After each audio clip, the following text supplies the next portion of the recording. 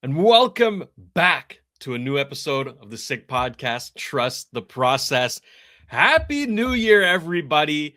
Hoping 2026 is a good one for you, and Happy New Year to you, Snake, and happy belated birthday, by the way. We didn't get a chance to talk since then, so hopefully that went well. And you know what? We're going to talk about what we did during the holidays, what you did more specifically, because you took a little trip over to Anaheim.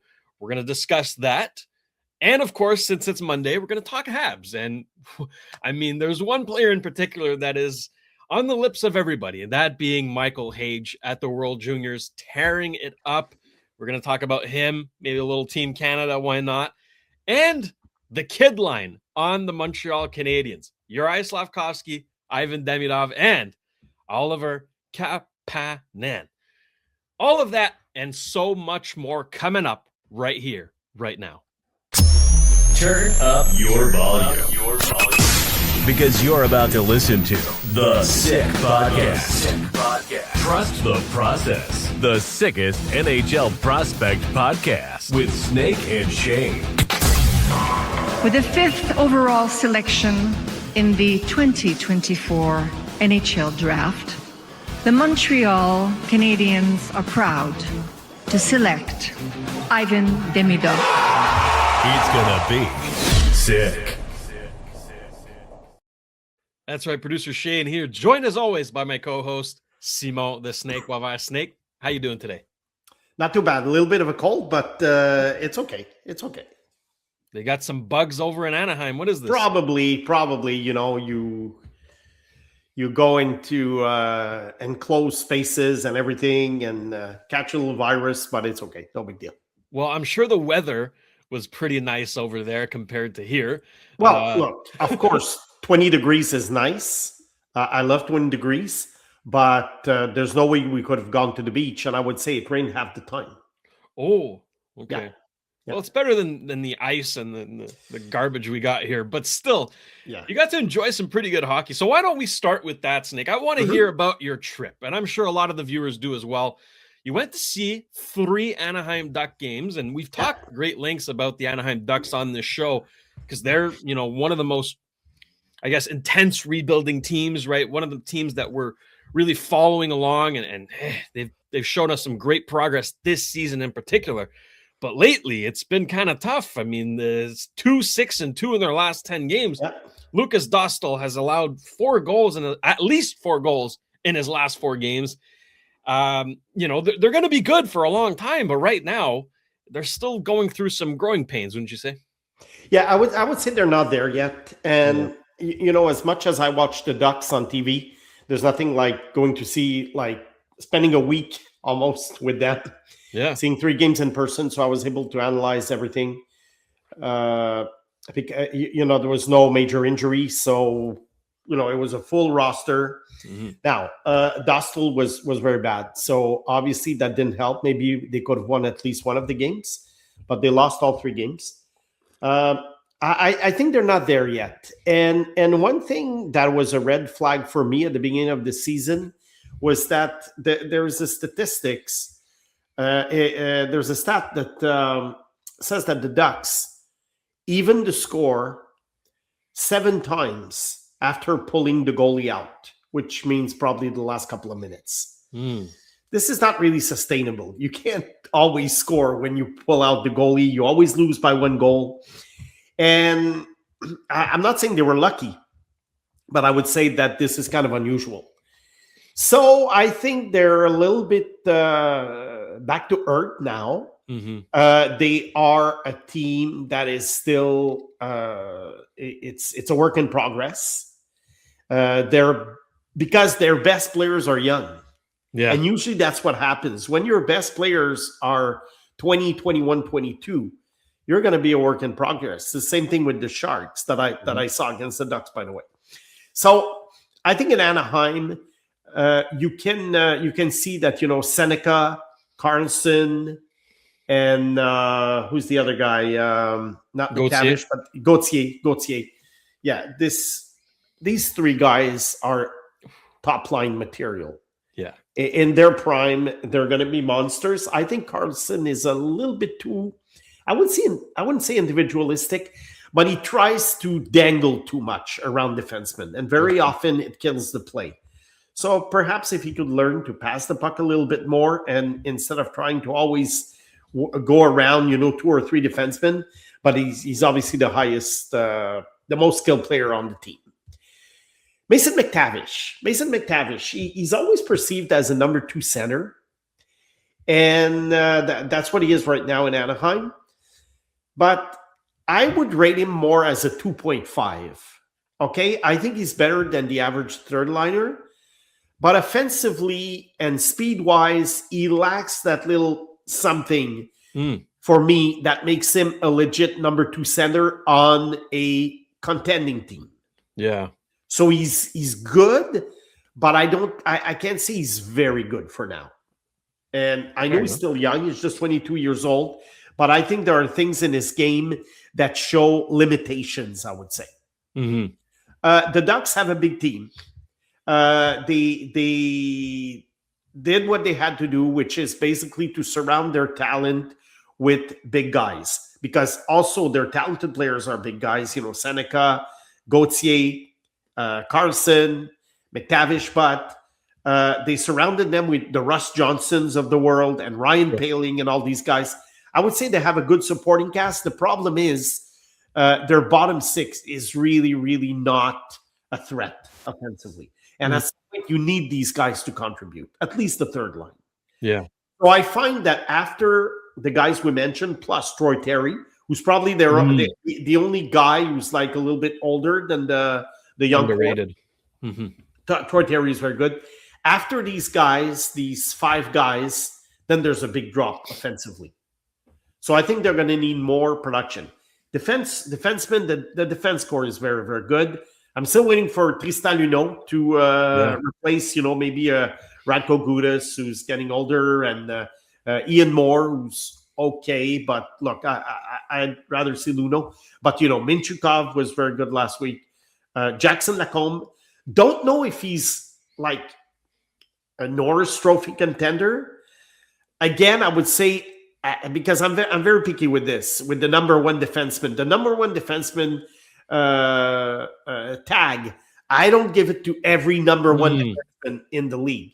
I would say Lacombe to me is a 1.5. But really, what really compensates is that Minchukov is very good. And they also have other guys, that... Zellweger's very good offensively, a little bit on the small side, but it's okay. Zellweger is very good.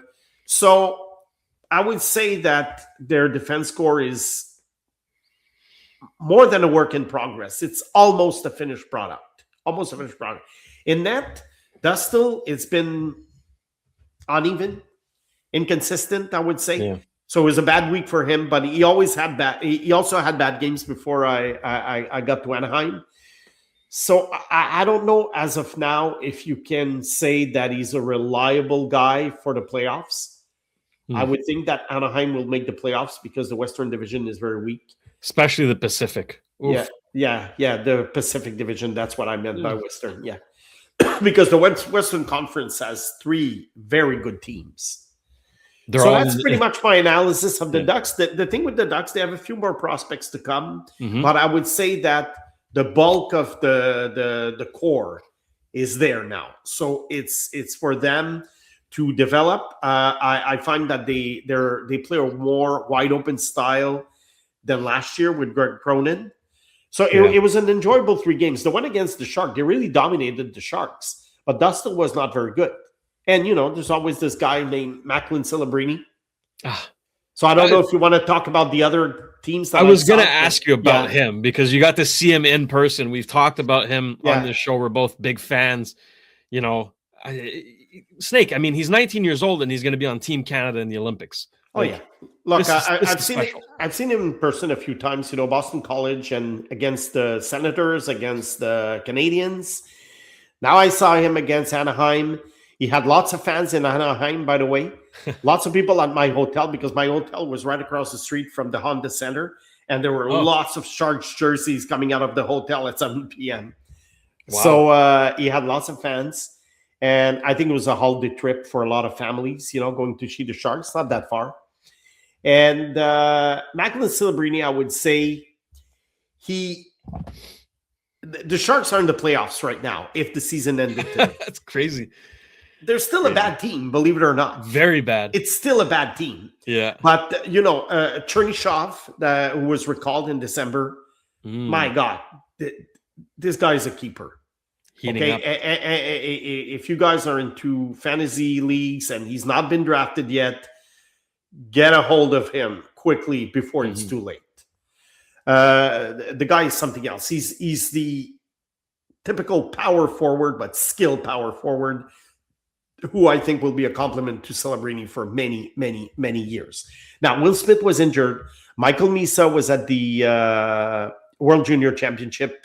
Yeah. So I was a little bit disappointed. I couldn't see these two guys, but they're coming to Montreal in March. And the thing with the Sharks, it's still a bad team. They were outshot, outplayed, but every time Celebrini is on the ice, something happens for the Sharks. Yeah. So those 20 minutes that this guy is playing, the Sharks become the better team. It's just the other 40 minutes that are tougher. So I don't know if they're going to make the playoffs. They might run out of gas. Against the Pacific Division is very weak.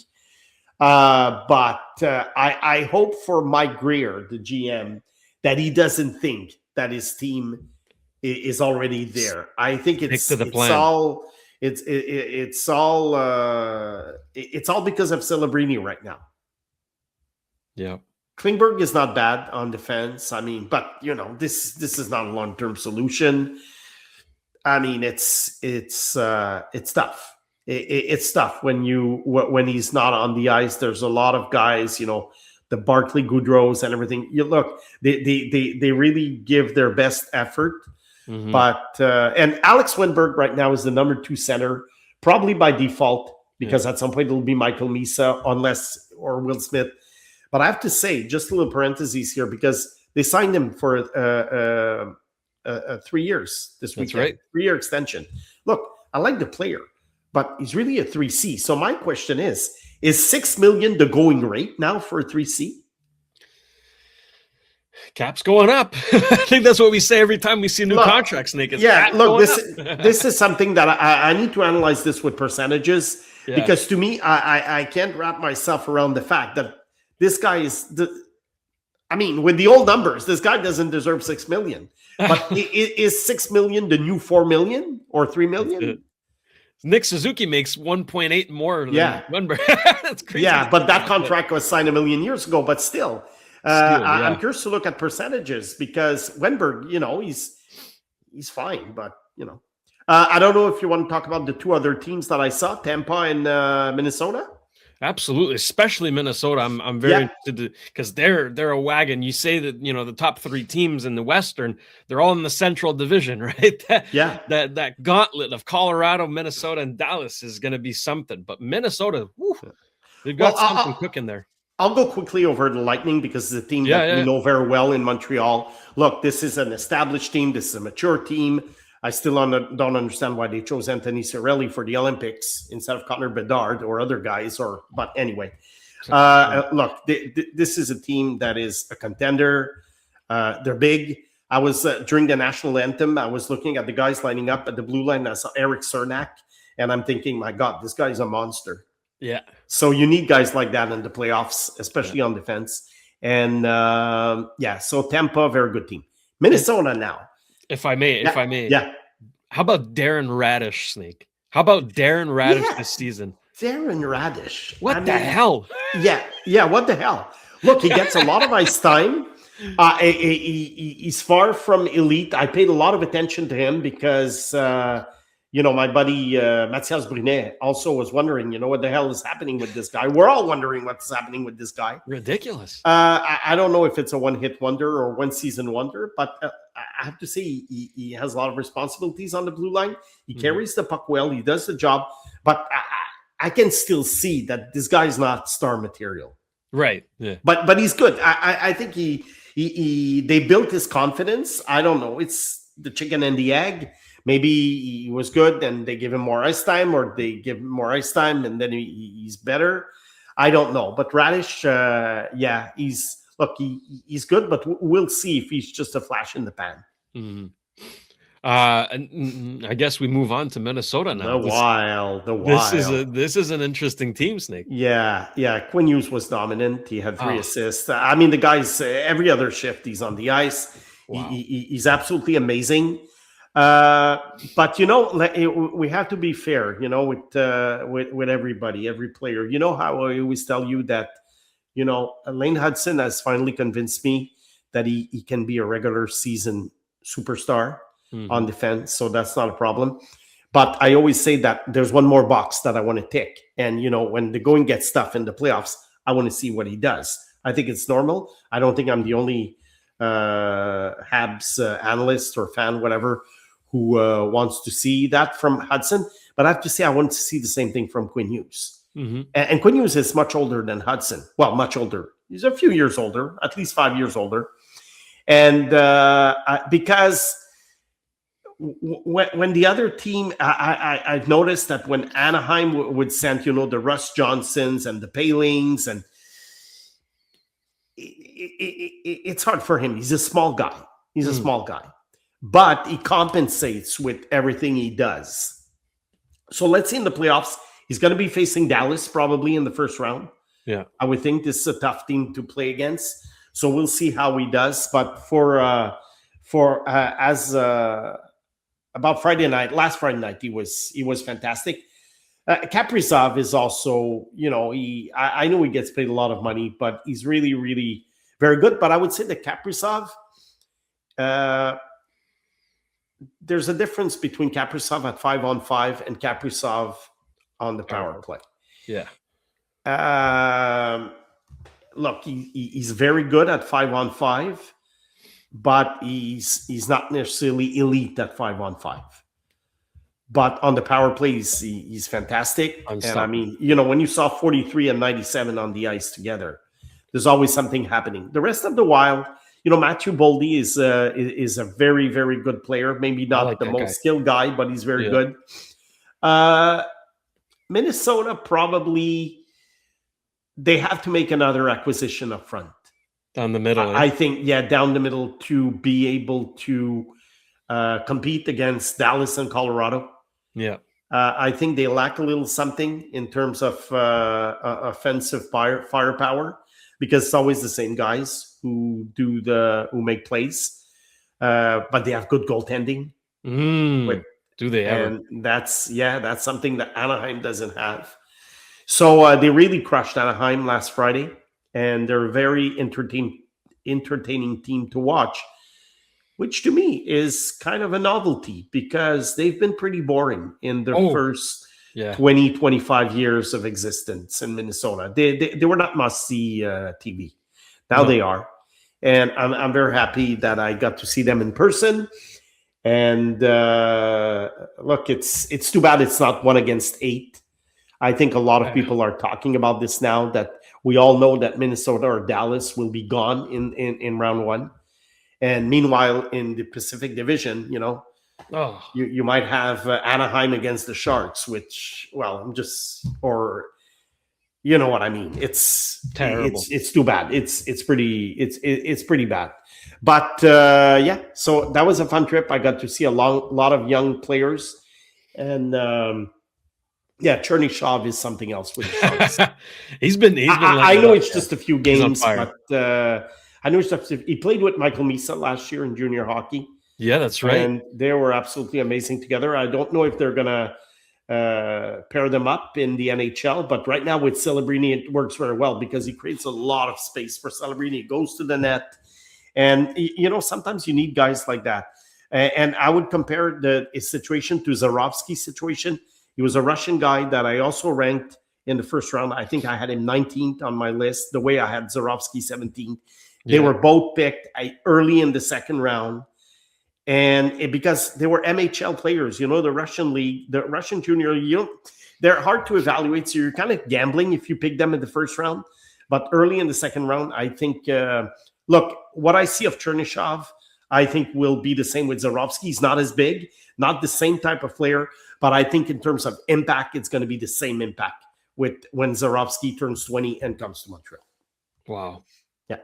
That's big. That's big. But no, Chernyshov, he's exciting. He's exciting. And so are the Sharks. So are the Anaheim Ducks. And so are the Montreal Canadiens. I think it's a perfect transition here to our Habs portion of the show. And obviously, Snake, since December 26th, it's been the World Juniors in Minnesota. The stands have not been full, but you know what? One guy has been filling the net, sort of. Michael Hage, 11 points in 6 games for Team Canada. He leads the tournament in assists. That line with McKenna and Martin was fantastic. Obviously, Brady Martin gets injured last night against Czechia. Gavin McKenna did not have his best game, but Michael Hage had 3 posts, 2 shootout attempts. He's been all over it.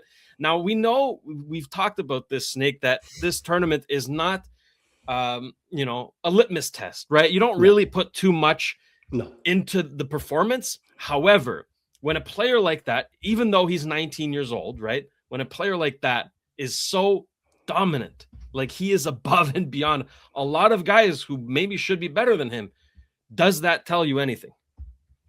Well, look, it's always this is the kind of tournament, like when I see a 19-year-old perform well, whoever he is, I don't really put too much stock into this because we've seen that Ryan Poehling was named the top forward a few years ago and Nick Suzuki wasn't playing very well.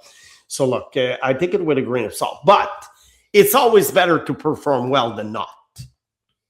So had Hage not performed well, I would not have been worried about, because they're playing out of their natural habitat, which is basically their own team, their own line mates, and these teams are assembled very quickly. So I would not have been too concerned. However, I have to say, one thing I don't understand is why he wasn't named one of the top 3 players on the team. That was ridiculous. I think he was the best forward, honestly. What did O'Reilly do better than Hage? Let's be real here. Other than being a London Knight, come on. And getting a lot of ice time. He and Cole Baudouin, constantly on the ice. They're not offensive threats, these 2 guys. But anyway, Hage, I think, was the top forward for Canada because he was consistent he didn't just score against weak teams, because remember what we said. Look, if the guy has 7 points against Norway and then 0 points against, Sweden and the States and Finland, then who cares? But Hage was good against every game he was good. So anyway, who cares about awards? Really, what matters is that he played well. And for sure, we're going to see him in Montreal at the end of the year, maybe in the playoffs. I think the Habs are going to make the playoffs, looks like it, unless they lose like 10 games in a row. And Hage would probably get a cameo like Demidov did last year, which is good. So he would be ready, and we would have an idea, if he needs to go to Laval or start in Montreal. But I would think he will start in Montreal next year. Mm-hmm. Yeah, no doubt. And I mean, in a tournament like this, where it's high pressure, elimination games, right? You kind of see the real player come out. Right? Exactly. When the player is tested in big moments. And I think that's what's most impressive about Michael Hage for me personally. Now, I want to ask you, right? You went to go see Michigan play, right? And you came back and gave us a report on Michael Hage. You said sometimes the engagement was a little concerning. Exactly. Have you seen those warts again at the World Juniors? Not as much. There we go. Not as much. So that probably proves your point. But I still think that, the NHL is a long season, say they 2 games. You can't play like you can't play at your maximum like for every 2 games. That's impossible for any human being. No, for sure. But I would say that at least Hage showed that in the big games, he doesn't relax. Steps it up. Yeah, exactly. Yeah. He's not afraid of the big moment. He'll take charge. He carries the puck, makes plays. There's always something happening when he's on the ice. I find that, defensively, he held his own. He made plays. He cut passes. Really, there's not enough good things to say about Michael Hage's tournament. Just wish he'd scored on the shootout there. But you know what? I understand why he went to the same move again. And he explained it in an interview as well. The Czech goalie bit so hard on the first attempt that he's like, I'm just going to do it again. He's going to bite again. He overhandled it. couldn't get it back. But you know what? For anybody questioning why he went to the same move, don't. It makes sense, actually. Yeah, because sometimes it does work. I remember TJ Oshie maybe 10, 15 years ago. 15 years ago, I think, he kept scoring the same goal. Every time it worked. Yeah, it was crazy. So, no, I do understand anyway. Like I say, it's not a big deal. What matters is, he's going back to Michigan. And part of me is hoping that Michigan wins it all or at least reaches the final because it's good experience. But at the same time, if they do, he might not get any regular season game with the Habs this year. Whereas if they're eliminated before the Frozen Four tournament, he might get 5-6 games with the Habs. Yeah. So and that would be fun because at that time, especially if the Habs have secured their spot in the playoffs, they can give him ice time like they did with Demidov last year. But although last year they give him ice time, although the Habs weren't gonna make the playoffs necessarily, but look, we always say you're always trying to figure out a future top six, and people have fun with this, the pairings and the lines and me, I don't really care about the lines because lines are bound to change at some point.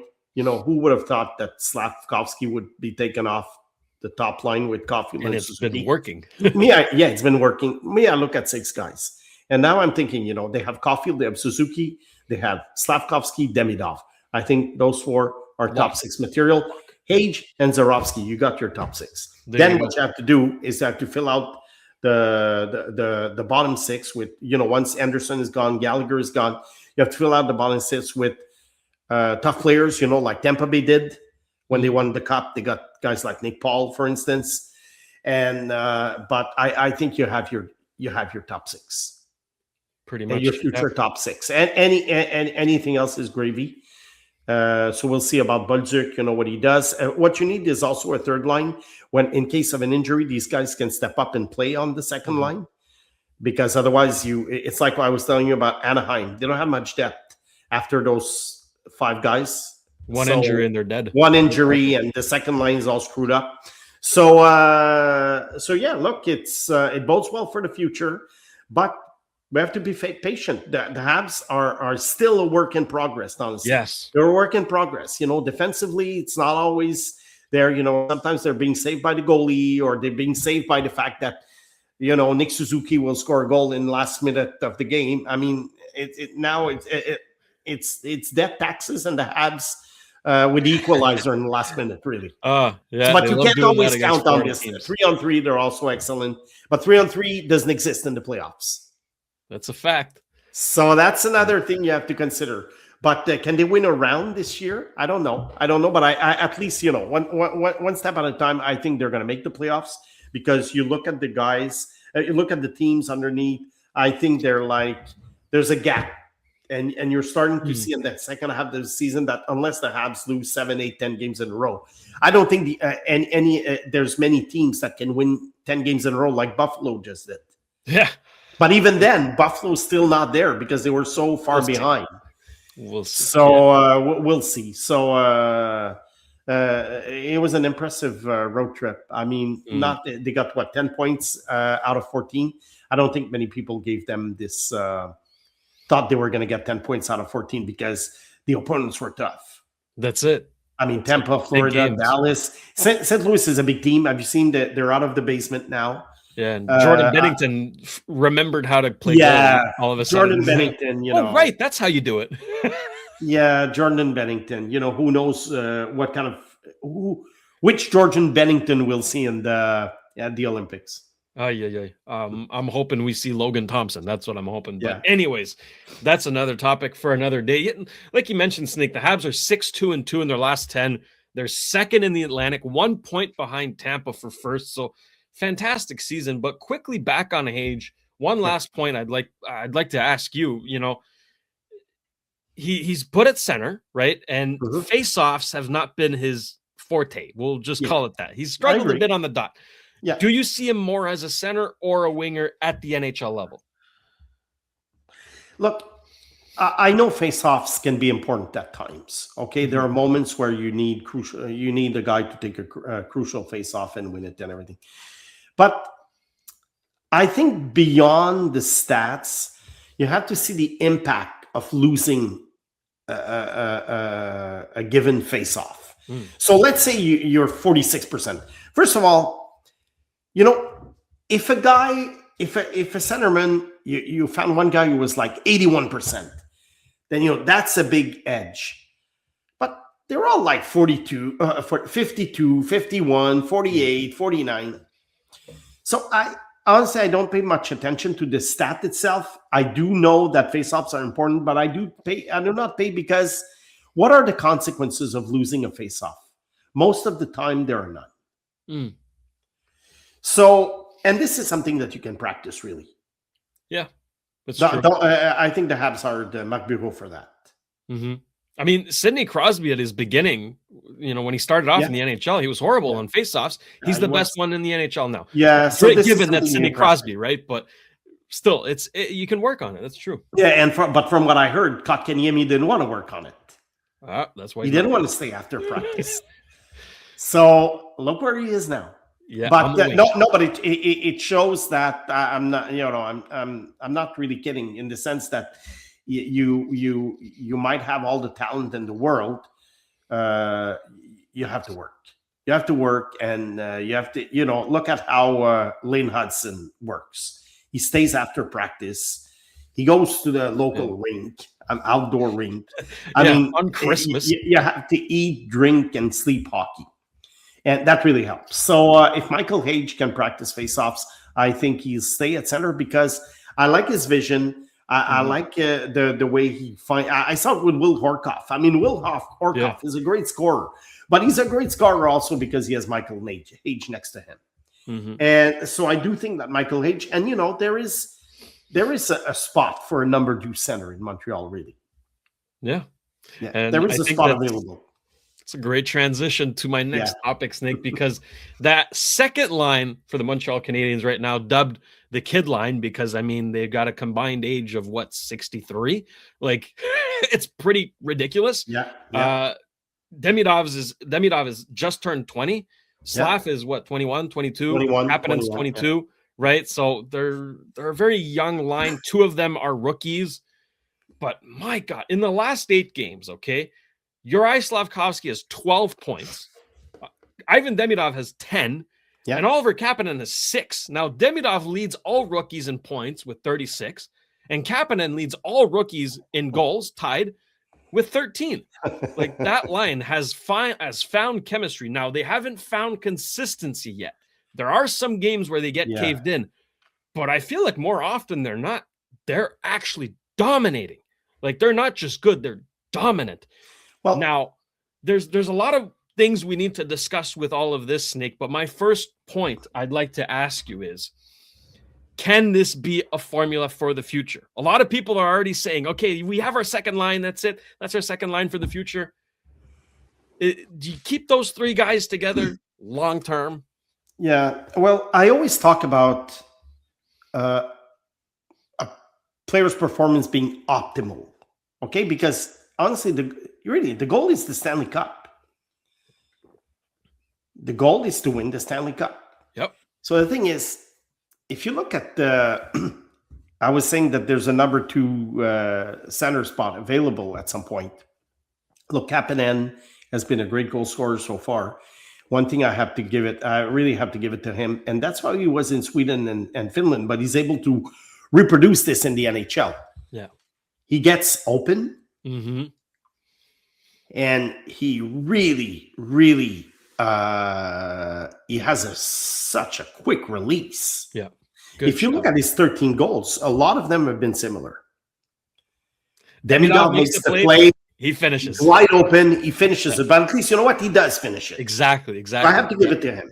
Now, the question is, if Kapanen goes on another line and he doesn't have a Demidov with him, let's say he plays with Newhook, okay, for instance, and Bolduc. Okay, let's make it a third line. Yeah. Will he be as productive? And if you put someone else in place of Kapanen, will this player be more productive than Kapanen? That's what I mean by optimizing. Yeah. So if another player, let's say, is as productive on another line Then with Slavkovsky and Demidov, well, you leave Kapanen with Slavkovsky and Demidov because then you optimize your lines.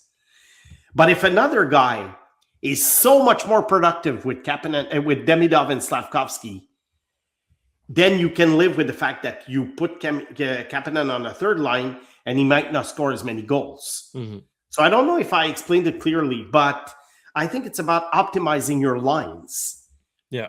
And I don't think Kapanen is necessarily optimal, but moving him out of that line might not be optimal either. Because let's say you put a Hage, okay, and Hage scores 13 goals. But then Kapanen goes on the third line and he scores 2 goals.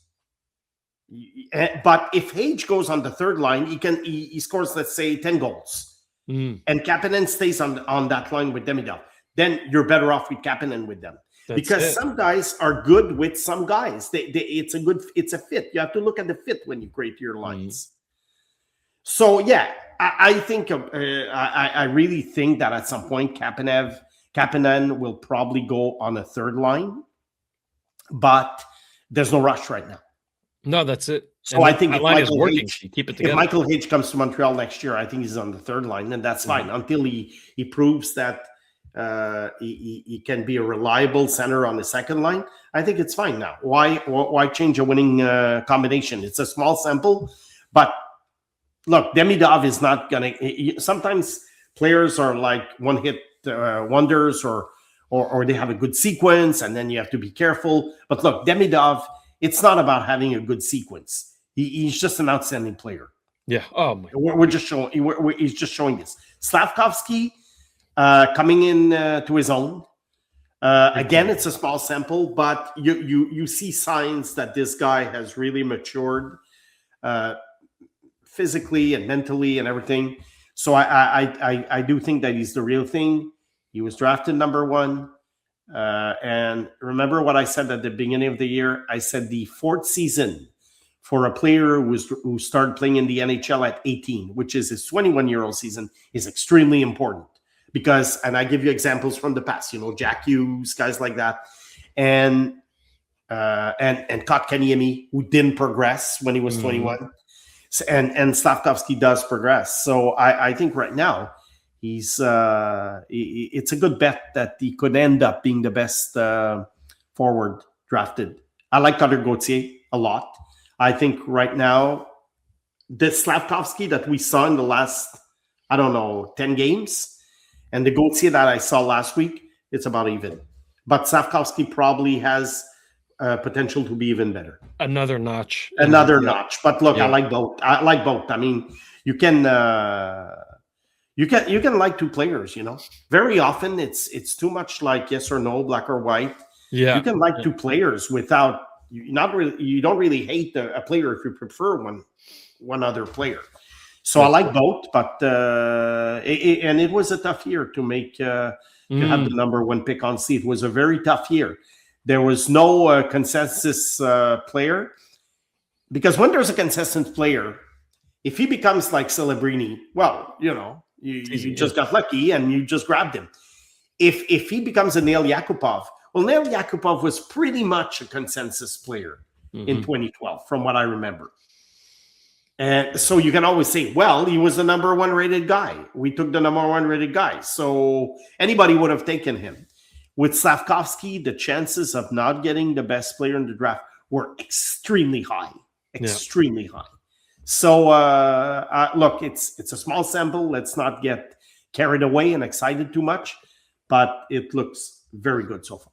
Very good. And you know what? The chemistry between Slavkovsky and Demidov is something that's just really interesting to me, because those two, usually you see kind of a center and a winger that kind of click together, right? You think of Suzuki and Caulfield, they've clicked together. You don't take them apart, right?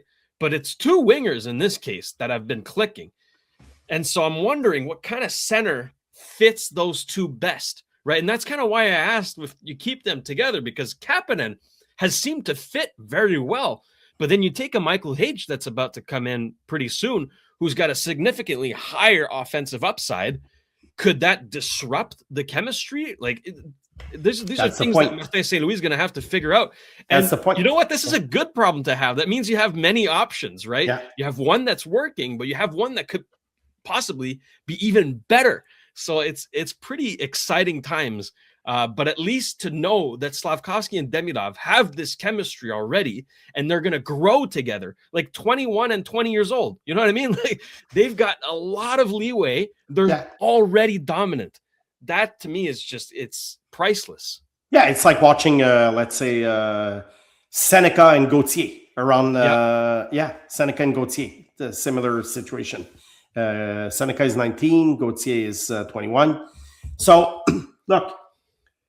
Right now, it's because if you take an average fan, let's say who from another city, and they don't really know of Demidov and Slafkovsky and Kapanen, and you don't tell them who plays what position.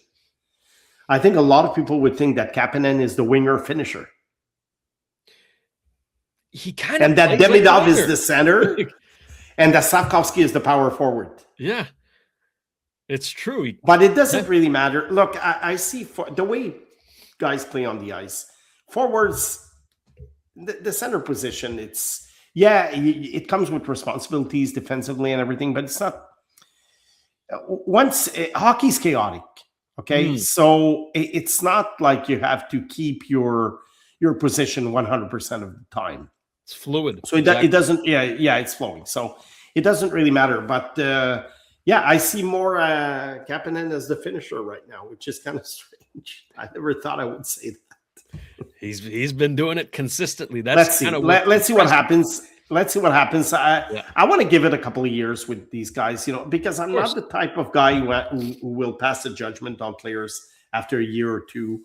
I like to wait a few years, but I know we're in the quick take era, let's call it.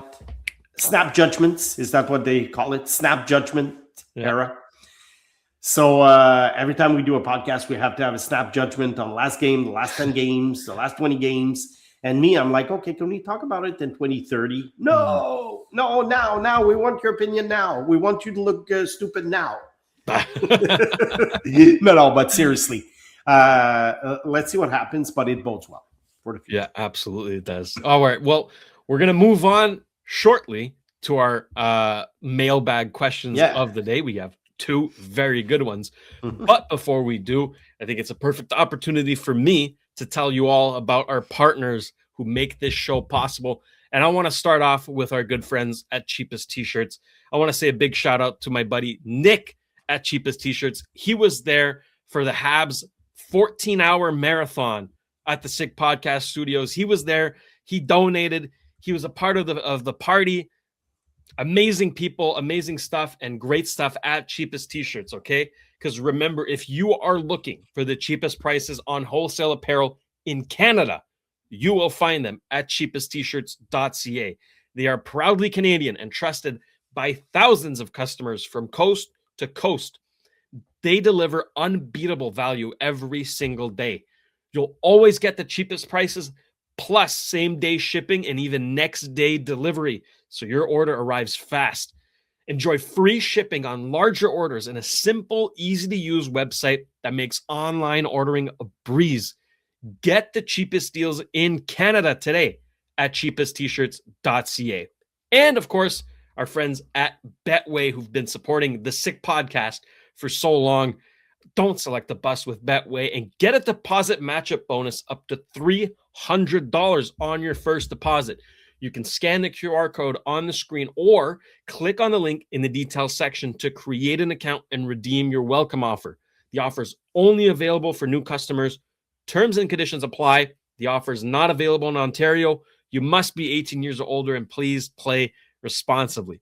Snake, before we move on, I think it's appropriate that I remind everyone that we did tape this show prior to the bronze medal game. So when we're talking about Michael Hage and all that, we don't know if he's got a medal on his neck right now. We'll know at around 5:30-ish. But at the time of the recording, we don't know yet. So anyways, that's why we didn't talk about it. But with that being said, let's go digging in the mailbag.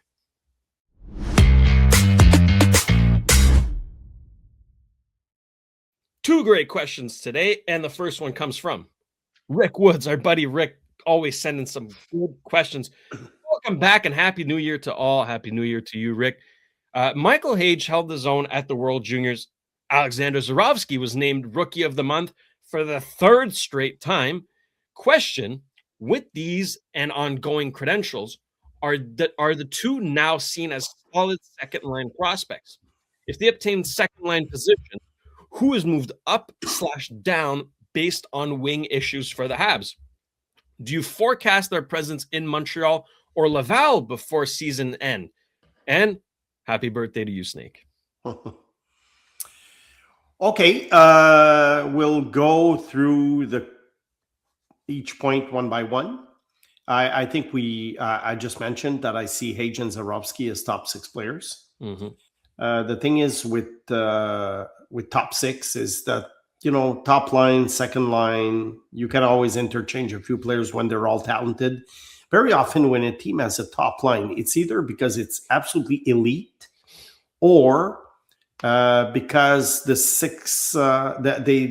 second line is not very good. They only have 3 good players.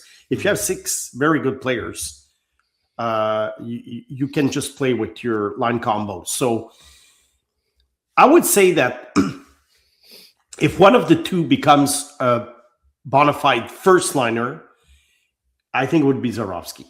Yeah. I see Hage more as a second liner, to answer Rick's question, but doesn't mean he won't have ice time, doesn't mean he won't produce.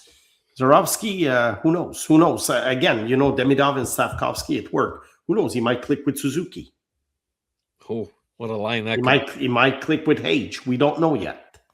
Now, also, what is the rest of the question? Just up or down based on up or down. I think they already have like 4 players. So I think guys like Bolduc would go down. Kapanen would go down.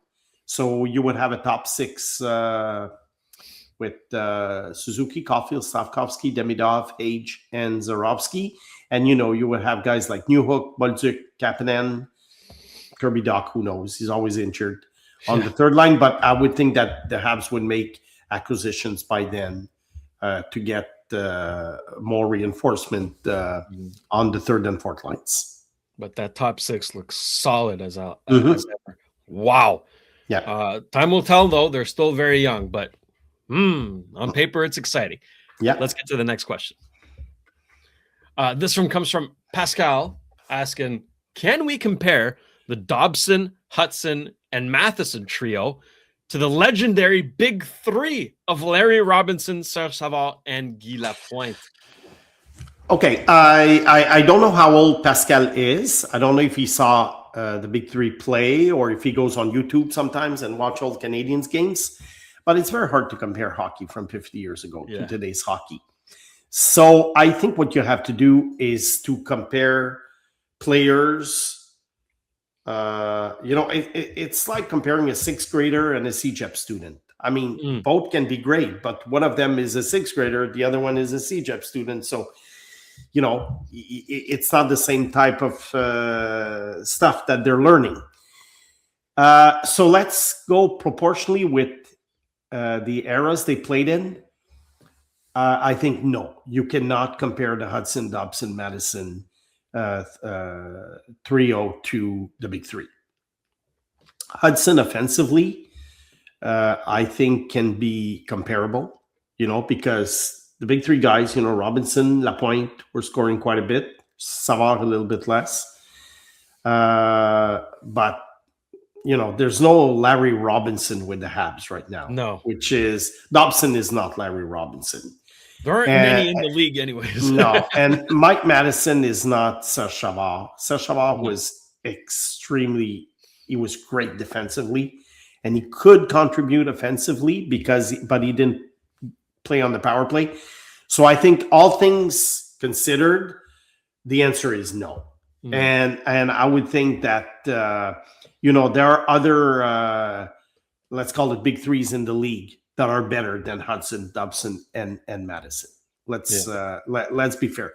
I think only Hudson, with his offensive talent, can be really elite. Dobson, I know he earns a lot of money. I think he can be very good. Madison, he's more of a complimentary defenseman right now. But nonetheless, the Habs decor right now, and especially down the road, is looking very, very good. I mean, if Caden Gooley can stay healthy, so David Reinbacher as well. Bryce Pickford keeps on scoring. I mean, yeah. Bryce Pickford, yeah. I like Engstrom also for a third pairing eventually. I think he can play a few hundreds of games in the NHL. Gooley, I kind of, not that I gave up on him, but you can rely on him for being on the roster. Yeah. Reinbacher, I think, is going to be okay. I think Reinbacher was a little bit more bad luck. I think Gooley is always injured. So I think he's gravy is a bonus right now. If he can have like full seasons, if he can play a few full seasons for the Habs, I think it's a bonus. Reinbacher, I think, is going to be a good one. It's very good. He's spending the whole year in Laval. He's playing a lot. He could be a regular next year in Montreal. Absolutely. Well, that concludes our first episode of 2026. And what a year we have in store for you folks, not just here, but on the Sick Podcast as a whole. We've got big plans, big things coming. You want to stay tuned. You want to subscribe. Turn on the notification bell so you get notified whenever we upload a new episode. We'll be back again on Thursday to recap the World Juniors. By then, we'll know who's got the medals. It's Sweden and Czechia for the gold tonight. Best of luck to both teams. By the way, Czechia, well deserving of being in the gold medal game. Canada blew it yesterday. Don't start me with the refs, okay? Canada's defense was horrendous. There's no sugarcoating it. It was bad. But anyways, hopefully they get the bronze today against Finland. We'll know in about a few hours from when we're recording. Snake, anything else to add before we get out of here? Well, I think on Thursday we can talk more about NHL prospects who are at the World Juniors. Mm-hmm. Yeah. The 2026 candidates, draft candidates, as well as the already drafted players that were at the tournament. So I think it could be a fun show. Let's wait and see what happens in the middle games. Exactly. There's still two more games to be played, so we'll wait until Thursday to talk about all of them. But that's it for us today. For Simone the Snake Boisvert and producer Agnello, Sammy, Juliana at the studio today, I'm producer Shayne. Thank you for tuning in to the Sick Podcast. Trust the process. We will be back on Thursday. And that's a wrap. Hope you don't miss us too much until next time. Follow the Sick Podcast, Trust the Process on YouTube, Instagram, Facebook, Google Play, and Apple Podcasts.